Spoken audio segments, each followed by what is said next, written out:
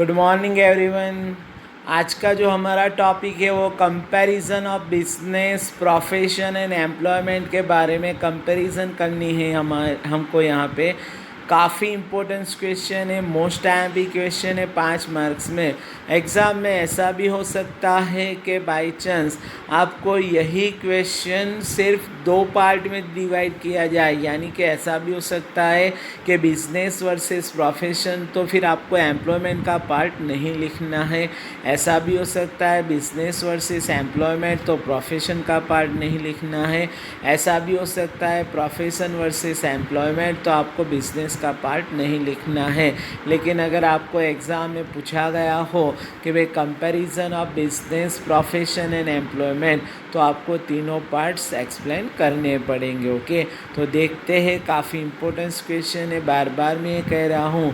तो पहला है सीरियल नंबर में फर्स्ट पॉइंट, यानी कि यहाँ पे 7 पॉइंट आपको दिखाई दे रहे हैं। फर्स्ट पॉइंट से हमारा नेचर ऑफ वर्क, तो किस तरीके का काम करना पड़ेगा। तो सिंपली अब मैं आपको बता देता हूँ, आपको पता ही है, अगर आप बिजनेस करोगे तो आपको परचेसिंग और सेलिंग का काम करना पड़ेगा।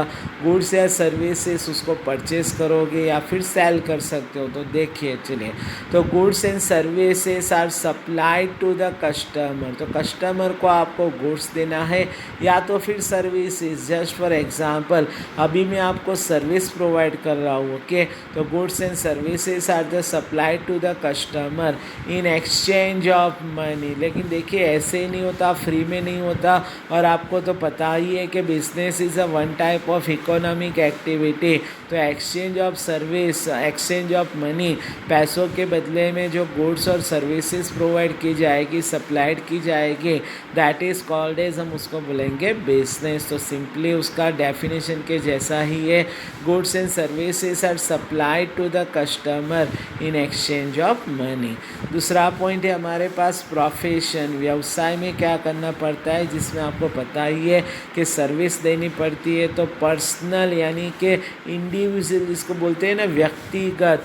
And business services are render, आपको सर्विसेज देनी पड़ेगी, रेंडर नहीं लिखना हो तो सप्लाइड भी लिख सकते हो, प्रोवाइड्स भी लिख सकते हो विथ डिस्क्रिएशन। डिस्क्रिएशन यानी कि विवेक के साथ, बुद्धि के साथ। ओके, कुछ अच्छा करके आपको सर्विसेज देना है, क्योंकि प्रोफेशनल में डॉक्टर ही सर्विस वही दे पाएगा जिसके पास डॉक्टर की डिग्री होगी।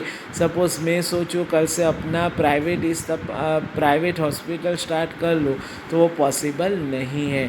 तो विथ डिस्क्रिएशन अगर नहीं लिखना है तो केयर भी लिख सकती हो, CRE, care, in return of fees. Okay, लेकिन बदले में वो फीस लेने का काम करेंगे, सर्विस प्रोवाइड करेंगे, बदले में फीस लेंगे। तो इस टाइप का नेचर ऑफ वर्क यहाँ पे होता है।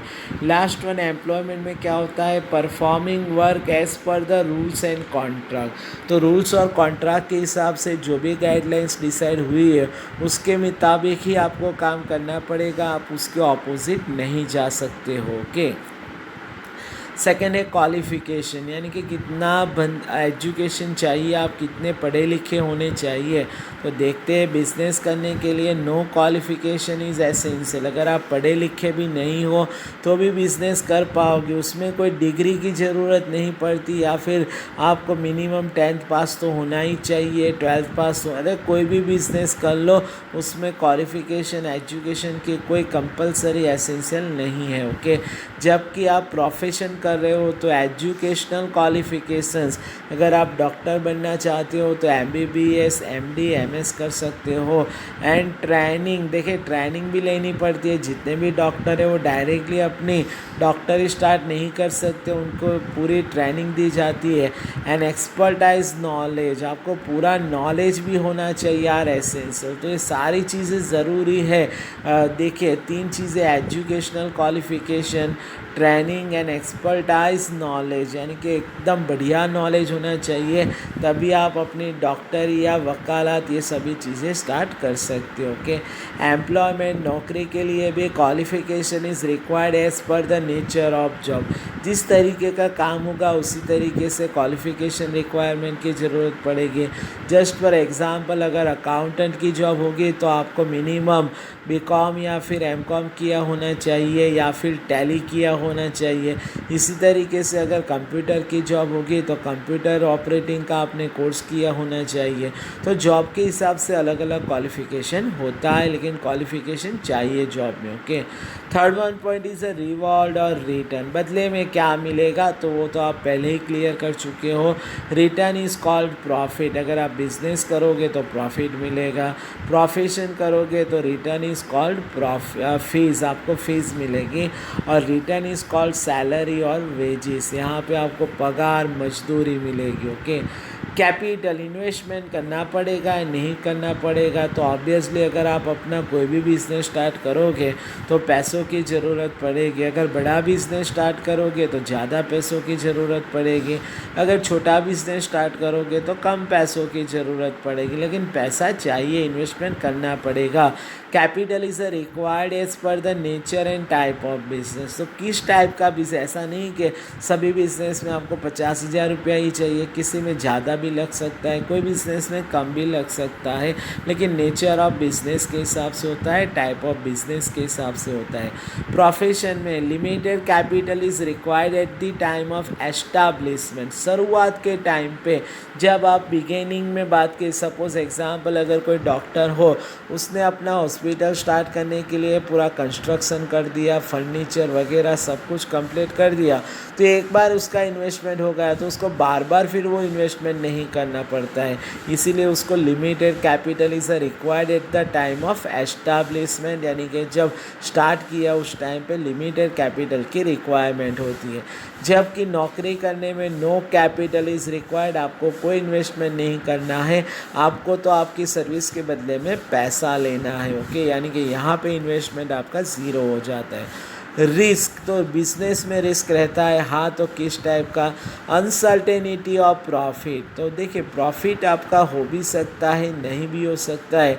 जैसे अभी आपको पता है जब कोविड-19 की वजह से जो लॉकडाउन चल रहा था उसमें कई सारे बिजनेस बंद भी हो गए, and risk of loss remains in business. तो ये सारा uncertainty of profit, risk of loss, यानी कि आपको नुकसान भी हो सकता है, सब कुछ आप बिजनेस में देख सकते हो। जबकि प्रोफेशन में risk of non receipt of certain fees, कई लोग ऐसा होते हैं कि फ़ीस पे नहीं करते। जस्ट फॉर एग्जांपल हमारे प्रोफेशन में भी ऐसा होता है कि स्टूडेंट्स को पढ़ाते हैं लेकिन वो बाद में फ़ीस पे नहीं करते, ऐसा नहीं करना चाहिए। Okay, less risk remains as regular fix salaries are received. यहाँ पे सबसे कम रिस्क है क्योंकि यहाँ पे आपको फिक्स सैलरी मिल जाती है कि भाई चले कंपनी का प्रॉफिट हुआ लॉस हुआ वो उसको कोई आपको रिलेटेड नहीं हो, आपको जो सैलरी हर महीने 10 तारीख को मिलती है तो वो मिल जाएगी, वो प्रॉफिट पे डिपेंडेंसी नहीं है, कंपनी का जो भी होवे लेकिन आपको सैलरी फिक्स मिल जाएगी। तो यहाँ पे रिस्क काफ़ी कम हो जाता है। चलिए 6 पॉइंट है code of conduct. Code of conduct का मतलब होता है आचार संहिता। अगर आचार संहिता में भी नहीं पता चल रहा हो तो दूसरा वर्ड से एक आपके पास रूल्स एंड रेगुलेशन। तो बिजनेस में रूल्स एंड रेगुलेशन होने चाहिए।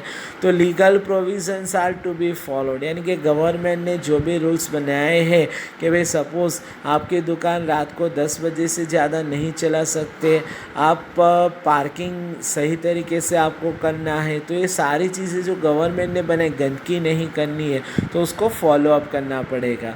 प्रोफेशन में कौन इस तरह के कोड ऑफ कंडक्ट होते हैं, रूल्स एंड रेगुलेशन।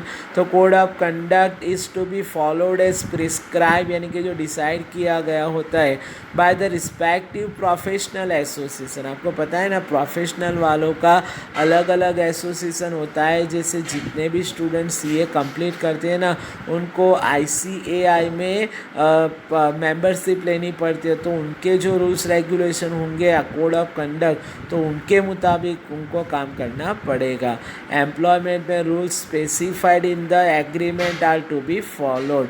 यहाँ पे क्या होता है जब आप जॉब करते हो तो आपको पहले एक एग्रीमेंट करना पड़ता है और एग्रीमेंट ने जिस टाइप के आपने रूल्स और रेगुलेशन को साइन किया है उसी तरीके से ही आपको काम करना पड़ेगा, आप उसके ऑपोज नहीं जा सकते। Okay, last one is a transfer of ownership, यानी कि अगर मेरा बिजनेस है, मैं चाहूँ अगर किसी और को बेच देना या फिर मेरी जगह पे वो बैठे तो वो पॉसिबल है बिजनेस में। अगर मैं आज दुकान नहीं स्टार्ट कर रहा हूँ तो मेरी वाइफ या फिर मेरे बच्चे जो समझदार है वो भी वहाँ पे बैठ सकते हैं।